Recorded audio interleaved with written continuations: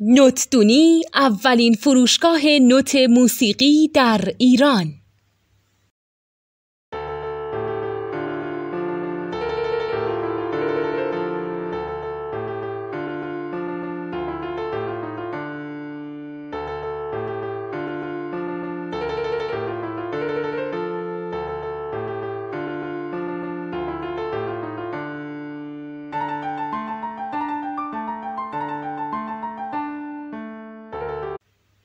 سلام دوست من، شما پیشنمایش این آموزش رو مشاهده کردید.